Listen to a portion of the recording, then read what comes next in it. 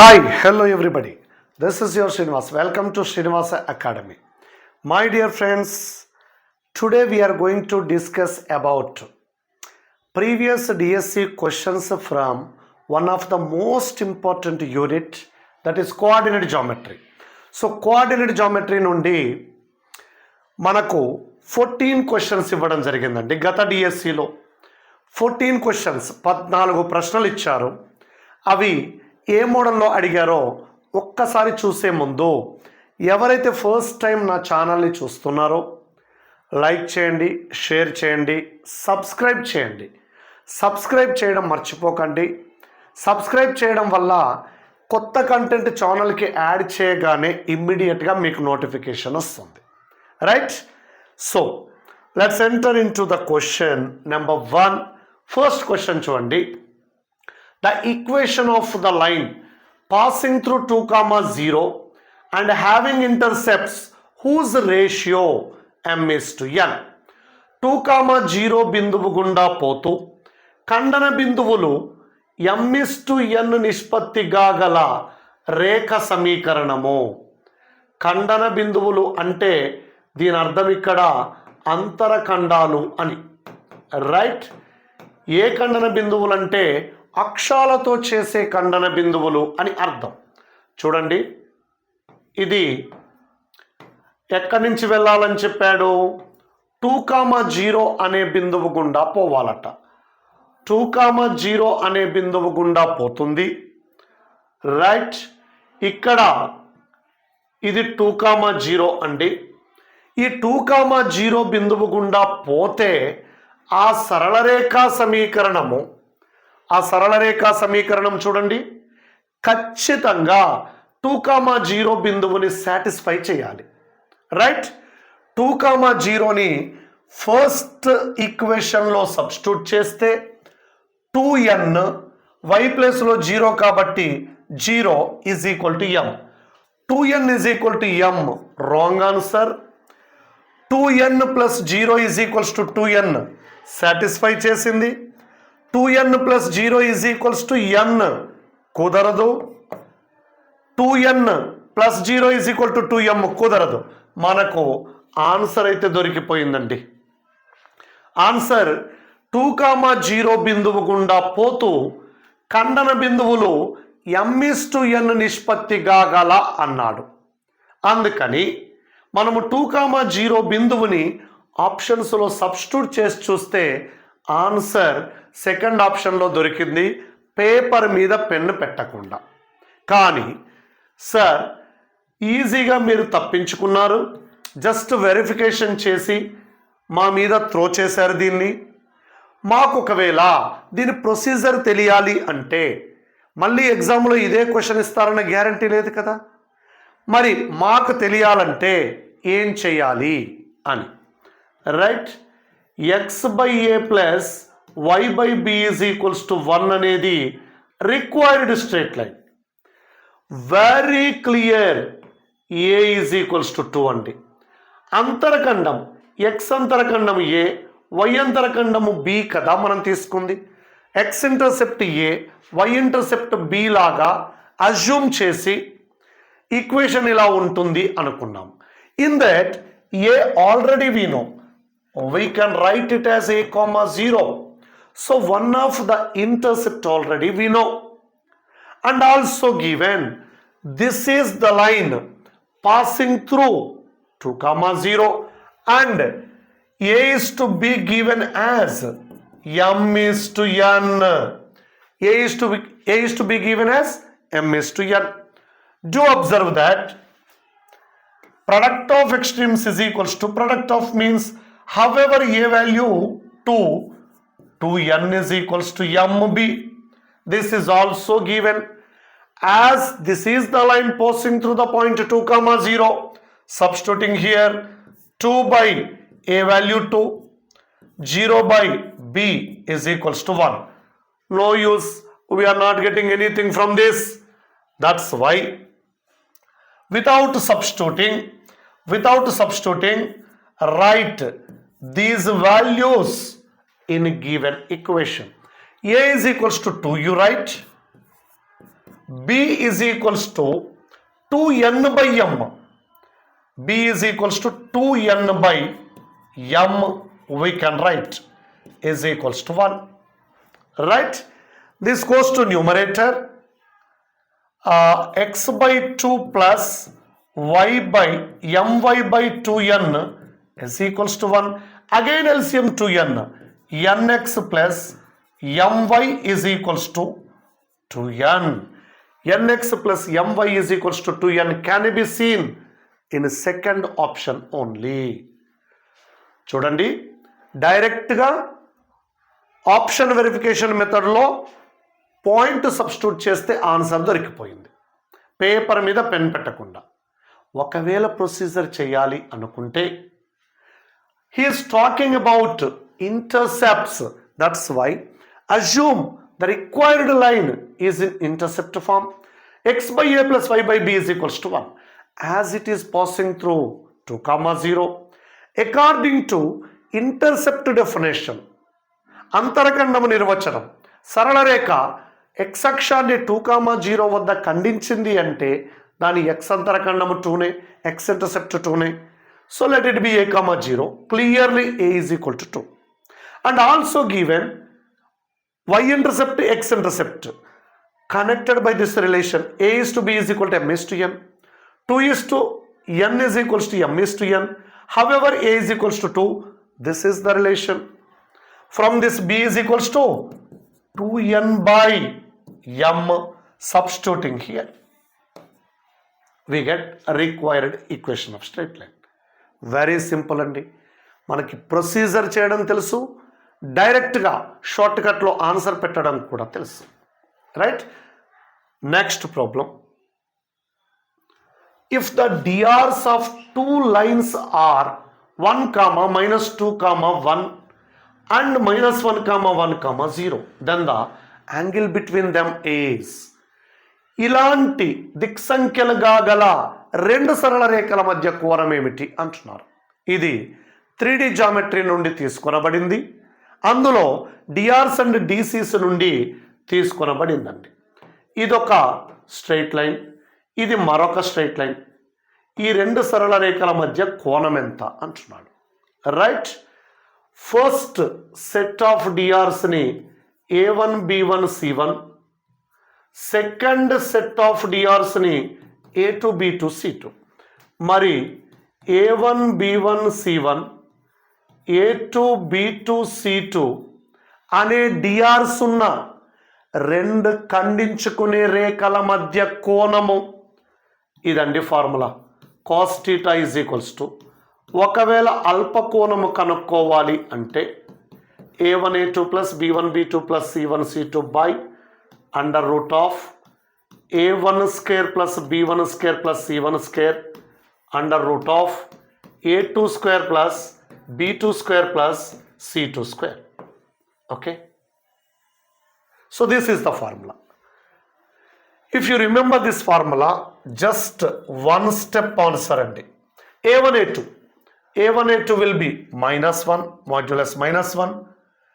B1, B2 -2 into 1 -2 plus C1, C2 0 by under root A1 square plus B1 square plus C1 square root 6 under root A2 square plus B2 square plus C2 square. Right? This is 3 by root 12. Root 12 can be written as 2 root 3. Root 3 times gets cancelled, which is root 3 by 2. Cos theta root 3 by 2 means angle is 30 degrees. Angle is 30 degrees. Suppose 30 degrees option is not there, then there should be given another angle is 150 degrees. Why? Because if one of the angle between the lines is theta, other angle is 180 degrees minus theta. We don't know which angle they have mentioned. They did not mention particularly in the question. According to options, we need to identify. So very simple question and idi kuda. Next, x square minus 6x plus 8 is equals to 0. y square minus 5y plus 6 is equals to 0 are the four sides of which geometrical figure? X square minus 6x plus 8 is equal to 0, y square minus 5y plus 6 is equals to 0 రేఖలు దీని యొక్క 4 భుజాలు. దేని యొక్క 4 భుజాలండి? స్క్వేరా, రెక్టాంగిలా, రాంబసా, ట్రయాంగిలా. చతురస్రమా, దీర్ఘచతురస్రమా, rhombus అవుతుందా, త్రిభుజం అవుతుందా అంటున్నాడు. త్రిభుజం అయితే కాదండి, ఎందుకంటే ఇందులో 2 రేఖలు ఉంటాయి. X square minus 6x plus 8 is equals to 0. Factorization x minus 2 into x minus 4 is equals to 0. The two lines are x is equals to 2, x is equals to 4. Y square minus 5y plus 6 is equals to 0. Y minus 1 into, y minus 2 into y minus 3 is equals to 0. Lines are y is equals to 2, y is equals to 3. So, these are the 4 lines. ఈ 4 lines కలిసి ఏ ఫిగర్ని form చేస్తున్నాయి అంటున్నారు. Very clear. x is equals to 2 is a horizontal line, y is equal to 2, x is equal to 2 is a vertical line, y is equal to 2 is a horizontal line. So దానిని బట్టి మనము coordinate సిస్టంలో diagram పర్ఫెక్ట్గా వేయగలిగితే ఈ geometrical figure ఏంటో తెలుస్తుందండి. X is equals to 2 అంటే ఇలా ఉంటుందండి ఆ line. This is the line, x is equals to 2, right. Next x is equals to 4, somewhere here 4 తీసుకుంటే this is the line representing x is equals to 4, right. Y is equals to 2, y అక్షం మీద 2 అంటే ఇక్కడ ఉంటుందండి. So this is the line y is equals to 2. Next y is equals to 4, exactly 2 units distance అంటే ఇక్కడ ఉంటుందండి. Okay, ఇదండి. So ఇప్పుడు మనని అడుగుతున్నది ఈ డయాగ్రామ్ నేమ్ ఏంటి అని, రైట్. ఇది ఆరిజిన్, ఇక్కడి నుంచి ఇక్కడికి డిస్టెన్స్ 2 యూనిట్స్, ఇక్కడి నుంచి ఇక్కడికి డిస్టెన్స్ 4 యూనిట్స్, అప్పుడు ఈ రెండింటి మధ్య డిస్టెన్స్ 2 యూనిట్స్. ఇవైతే పర్పెండిక్యులర్గా ఉన్నాయి. పర్పెండిక్యులర్గా ఉన్నాయంటే రాంబస్ ఛాన్స్ లేదు, ట్రయాంగిల్ ఛాన్స్ లేదు. రెక్టాంగిల్లో పర్పెండిక్యులర్ ఉంటాయి, స్క్వేర్లో కూడా పర్పెండిక్యులర్ ఉంటాయి. ఇది కాదు, ఇది కాదు, రైట్. ఇప్పుడు ఆరిజిన్ నుంచి ఇక్కడికి డిస్టెన్స్ 2 యూనిట్స్, ఇక్కడికి 4 యూనిట్స్ అయితే ఈ రెండింటి మధ్యలో డిస్టెన్స్ 2 యూనిట్స్ అయితే ఇది కూడా 2 యూనిట్సే. అంటే అన్ని భుజాలు సమానం అవుతాయి. అప్పుడు ఏమవుతుందండి? ఇది స్క్వేర్ అవుతుంది. ఓకే, ఈ సైడ్స్ లెంత్స్ ఫైండ్ అవుట్ చేయడం అనేది ఇంపార్టెంట్ అండి. అడ్జసెంట్ సైడ్స్ పర్పెండిక్యులర్గా ఉంటాయని ఇవి చూస్తేనే అర్థమవుతుంది. ఇవి చూస్తేనే ఒక దాంట్లో X is equal to alpha, X is equal to beta, ఇంకొక దాంట్లో why is equal to alpha, why is equals to beta వస్తాయని అర్థమవుతుంది. అర్థమైనప్పుడు ఇక రెక్టాంగిల్ అయినా అవ్వాలి, స్క్వేర్ అయినా అవ్వాలి. రెక్టాంగిలా స్క్వేరా తెలియాలి అంటే ఈ రెండింటి మధ్య డిస్టెన్స్ ఎంత, ఈ రెండింటి మధ్య డిస్టెన్స్ ఎంత తెలిస్తే సరిపోతుంది. అంటే మీరు క్వాడ్రాటిక్ ఈక్వేషన్లో పర్ఫెక్ట్గా ఉంటే ఇదంతా వేయకుండా, జామెట్రికల్ ఫిగర్ వేయకుండా, ఇందులో మూలాల భేదము, ఇప్పుడు చేసింది మూలాల భేదమే కదండి. దీనికి ఉండే మూలాలు 2,4 కదా. ఈ మూలాల భేదం చేస్తేనే 2 వచ్చింది. ఈ సమీకరణానికి మూలాల భేదము, ఈ మూలాల భేదం చేస్తేనే 2 వచ్చిందండి. సో డైరెక్ట్గా difference between the roots of quadratic equation, difference between the roots of quadratic equation చేసినా కూడా ఆన్సర్ వస్తుంది. ఎలా చేయాలి? Difference under root b² - 4ac by modulus A. ఇది ఉపయోగించినా కూడా జామెట్రీతో పని లేకుండా జస్ట్ ఆల్జిబ్రాతో ఆన్సర్ చేయొచ్చు. మనము అన్ని డైమెన్షన్స్లో తరోగా ఉంటే క్వశ్చన్ ఎలా ఇచ్చినా ఏదో ఒక రూట్లో వెళ్ళి మనం ఆన్సర్ తెచ్చుకోవచ్చండి. సో అది మ్యాథమెటిక్స్కి ఉన్న logic. Next problem. The pair of circles, ఈ రెండు సర్కిల్స్ ఇచ్చారు, వాటి నేచర్ ఏంటి అంటున్నాడు. టచ్ ఈచ్ అదరా, ఇంటర్సెక్టింగ్ సర్కిల్సా, కాన్సెంట్రిక్ సర్కిల్సా, నాన్ ఇంటర్సెక్టింగ్ సర్కిల్సా, ఈ రెండు వృత్తాలు ఇచ్చాడు. ఈ రెండు వృత్తాల స్వభావం, సాపేక్ష స్థితి ఏమిటి, అవి ఏ సిచ్యువేషన్లో ఉంటాయి అంటున్నాడు. ఏంటవి? ఒకదానినొకటి తాకుతూ ఉంటాయి, ఒక్కదానినొకటి ఖండించుకుంటాయి, ఏకకేంద్ర వృత్తాలు అవుతాయి, అఖండిత వృత్తాలు అవుతాయి. మనము ఎక్స్ నిరూపకము వై నిరూపకము మొదటి వృత్తానికి, ఎక్స్ నిరూపకము వై నిరూపకము రెండవ వృత్తానికి గమనించి అవి ఏకకేంద్ర వృత్తాలు కాదు అని చెప్పొచ్చు, నాట్ కాన్సెంట్రిక్ సర్కిల్స్ అని చెప్పొచ్చు. ఏకకేంద్ర వృత్తాలంటే కాన్సెంట్రిక్ సర్కిల్స్ అంటే their centers should be same.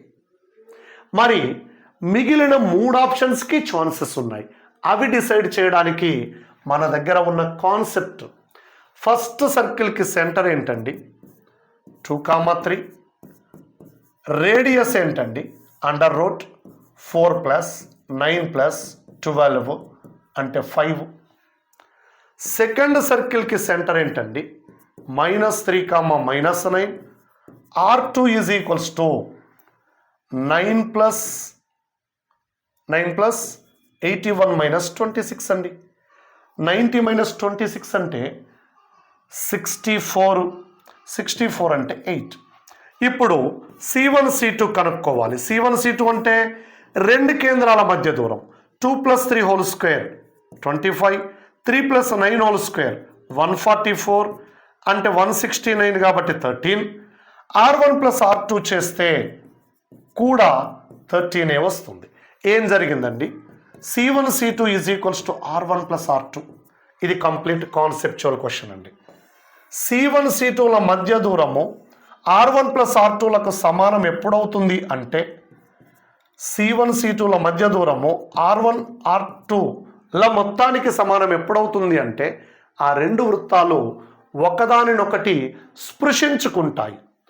Touch each other, పర్టికులర్గా చెప్పాలి అంటే బాహ్యంగా స్పృశించుకుంటాయి. ఇలాంటిదే ఈక్వాలిటీ కండిషన్, అంతరంగా స్పృశించుకునేది కూడా ఉంటుంది. C1 C2 is equal to modulus R1 - R2, అది అంతరంగా స్పృశించుకునే కండిషన్. బట్ మెన్షన్ చేయలేదు కాబట్టి టచ్ ఈచ్ అదర్, ఒకదానికొకటి తాకుతూ ఉంటాయి అనేది కరెక్ట్ అండి. సో ఇక్కడ ఈక్వేషన్స్ నుంచి డైరెక్ట్గా ఈ సిచ్యువేషన్ గుర్తుపట్టడం కష్టం అండి, కండిషన్స్ డిస్కస్ చేయాల్సిందే. Next, the value of k if the line 2y is equal to 5x plus k is a tangent to the parabola y square is equal to 4x, y square is equal to 6x. చూడండి, y square is equals to 6x అనే పరావలయానికి, y square is equals to 6x అనే పరావలయానికి ఇదొక సరళ రేఖనట. ఈ సరళ రేఖ ఏమవుతుందని చెప్పారండి? Tangent అవుతుంది, స్పర్శరేఖ అవుతుంది. అయితే కే విలువ ఎంత ఉండాలి అన్నాడు. మనకి ఇక్కడ కూడా ఒక స్టాండర్డ్ ఫార్ములా ఉంది. ఇక్కడ ఆప్షన్ వెరిఫికేషన్ చేయాలన్నా ఆ కండిషన్ తెలిసి ఉండాల్సిందే. y square is equals to 6xని, y square is equals to 6xని ఏమని రాయొచ్చండి? 4 × 3/2x అని రాయొచ్చేమో. చూడండి, 2కి 2 క్యాన్సిల్ అయితే 2 × 3 6 సరిపోయింది కదా. ఎందుకు ఇలా రాయాల్సి వచ్చింది? దీనిని స్టాండర్డ్ ఫామ్లోకి కన్వర్ట్ చేయాల్సి వచ్చింది. మరి సరళ రేఖ ఏమి ఇచ్చారండి? 2y is equal to 5x plus k అంటే y is equals to 5/2x plus k/2 అండి. ఎందుకు ఇలా మార్చాల్సి వచ్చింది అంటే y is equals to mx plus c సరళ రేఖ, y square is equals to 4axకి స్పర్శరేఖ కావాలి అంటే నియమము. ఇలా ఇచ్చినప్పుడు స్పర్శరేఖ కావాలి అంటే నియమము c is equals to a/m కాబట్టి ఇది టాంజెంట్ అవ్వడానికి టాంజెంట్ కండిషన్ అండి. రైట్, స్పర్శరేఖ నియమము c is equals to a/m అయిపోయింది ఆన్సర్. సి ఉండాల్సిన ప్లేసులో y is equal to mx plus C ఉండాల్సిన ప్లేసులో k/2 ఉంది. ఏ ఉండాల్సిన ప్లేసులో 3/2 ఉంది. ఆ తర్వాత m ఉండాల్సిన ప్లేసులో 5/2 ఉంది. C is equal to a/m. Right. ఇక్కడ k ఈజ్ ఈక్వల్ టు 6/5 అండి.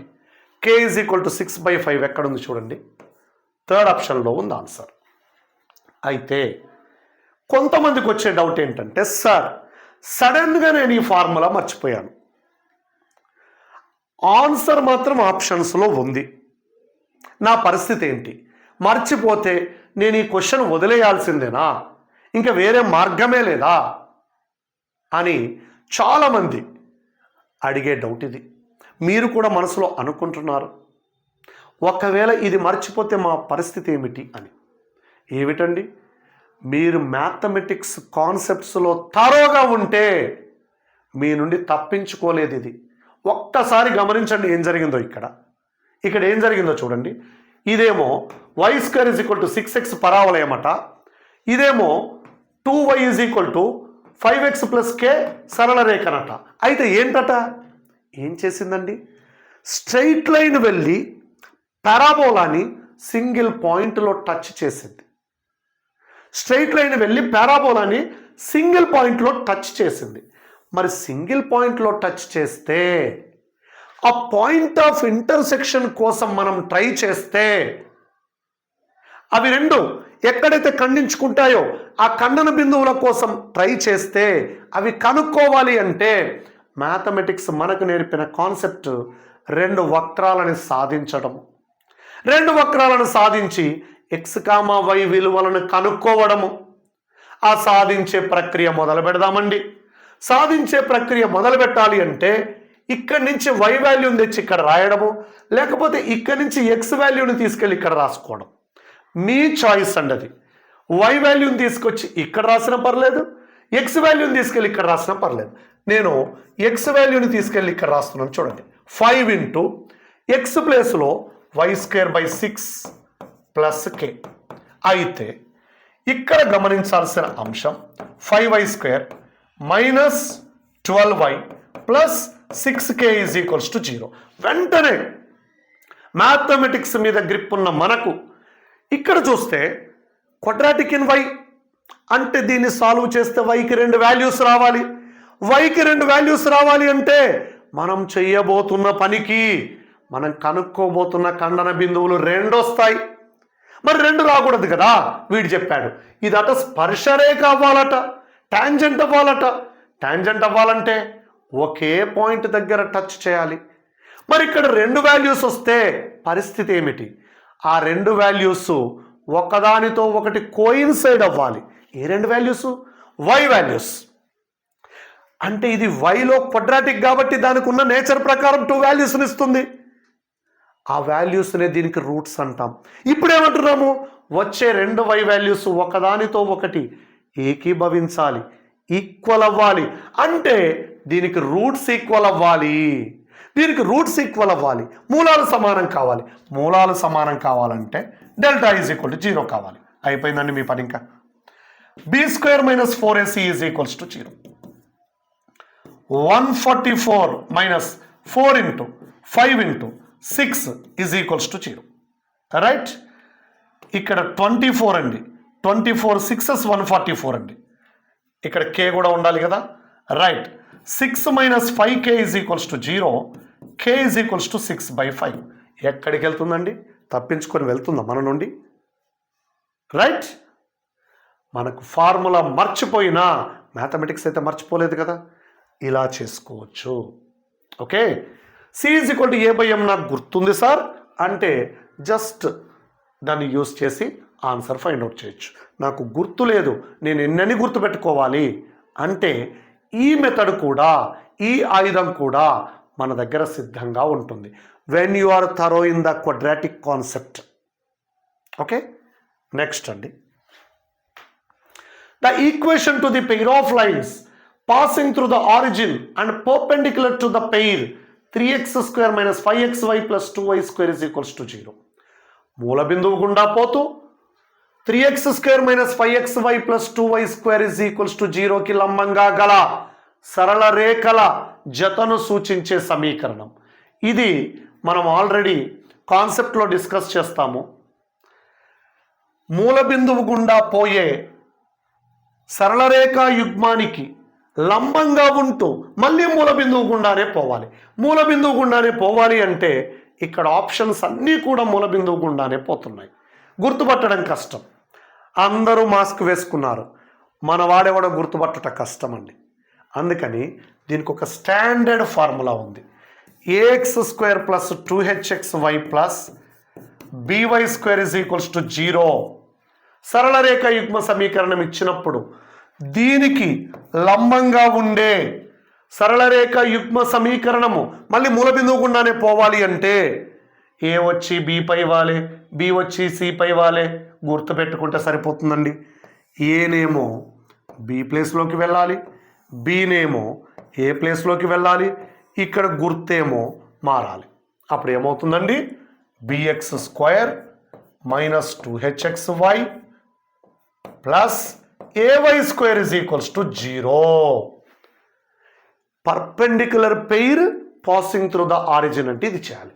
మరి ఏబి ఇంటర్చేంజ్ అవ్వాలి కదా, 2x², ఇదేమో 3y². మధ్యలో ఉన్న టర్మ్కి సైన్ ఏది ఉంటే అది ఆపోజిట్గా రాయాలి. మైనస్ ఉంది కాబట్టి +5xy = 0. ఇది ఎక్కడుందో చూడండి. 2x² + 5xy + 3y² = 0. అంతే. ఇది ఫార్ములా యూజ్ చేయడం అంత ఈజీ ఇంకొకటి లేదండి. ఓకే, లేదు సార్ నాకు మళ్ళీ గుర్తులేదు, నన్ను ఏం చేయమంటారు అంటే ఎస్, మీకోసం ఇంకొక మెథడ్ అండి. ఏంటండి? 3x² - 5xy + 2y² = 0. ముందుగా ఇందులో ఉన్న లైన్స్ని బయటికి లాగండి. ఇందులో 2 లైన్స్ దాక్కున్నాయి, వాటిని బయటికి లాగే ప్రయత్నం చేయండి. ఫ్యాక్టరైజేషన్ చేయండి. 6x² అంటే 3x² - 3xy - 2xy + 2y² = 0. 3x taken out common, x - y minus 2y taken out common, x - y = 0. x - y = 0. మరి దీని పర్పెండిక్యులర్ లైన్ పరిస్థితి ఏమిటండి? ax + by + c = 0. సరళ రేఖకి లంబంగా ఉండే సరళ రేఖ సమీకరణం ఏమిటండి? దీనికి పర్పెండిక్యులర్ లైన్ అండి. ఏంటి? bx - ay + k = 0. మరి దీని పర్పెండిక్యులర్ లైన్ x + y = 0. ఇంకొక లైన్ ఏమంటున్నాం ఇందులో? 3x - 2y = 0. మరి దీని పర్పెండిక్యులర్ లైన్ ఎవరండి? 2x + 3y = 0. ఇప్పుడు ఈ రెండింటి పెయిర్ అడుగుతున్నారు. పెయిర్ అంటే ఈ రెండింటిని మల్టిప్లై చేయడమే కదండి, గుణించడమే కదా. x × 2x 2x², x × 3y 3xy + 2xy 5xy + y × 3y 3y² = 0. ఇది ఎప్పుడు నాకేం తెలియదు సార్, ఆ స్ట్రైట్ లైన్స్ గురించి ఏదో కొంచెం బేసిక్స్ తెలుసు, ఆ బేసిక్స్లో చెప్పండి సార్ అంటే ఇలా. ఓకే, నెక్స్ట్ అండి. The area of triangle formed by the tangent of px1, y1 to the circle x² + y² = a² with the coordinate axis where x1 y1 not equals to 0. x1 y1 not equals to 0 అవుతూ x² + y² = a² వృత్తంపై ఉన్న బిందువు px1 y1 వద్ద స్పర్శరేఖ నిరూపకాక్షాలతో ఏర్పరిచే త్రిభుజ వైశాల్యము. ఒక్కసారి ఇక్కడిచ్చిన సర్కిల్ని గమనించండి. x² + y² = a², x² + y² = a² అంటే ఎలాంటి circle అండి? అది మూల బిందువు కేంద్రము ఏ వ్యాసార్థము గల సర్కిల్. మరి ఇలాంటి సర్కిల్ కట px1, y1 అనే బిందువు వద్ద ఒక స్పర్శరేఖని గీశారట. స్పర్శరేఖ అంటే ఎంత దూరమైనా వెళ్తుంది కదండి. ఈ స్పర్శరేఖ నిరూపకాక్షాలతో ఏం చేస్తుందట, నిరూపకాక్షాలతో ఒక త్రిభుజాన్ని ఏర్పరుస్తుందట. ఆ త్రిభుజ వైశాల్యం ఎంత అంటున్నాడు. రైట్, ఇది ఆరిజిన్, ఇది ఏ, ఇది బి అనుకుంటే రైట్. ఇప్పుడు ఓఏబి త్రిభుజ వైశాల్యం ఎంత అంటున్నాడండి. we know very well that S is equals to 0 వృత్తంపై px1, y1 బిందువు వద్ద స్పర్శరేఖ సమీకరణము S1 is equals to 0. ఇది x² + y² is equal to a².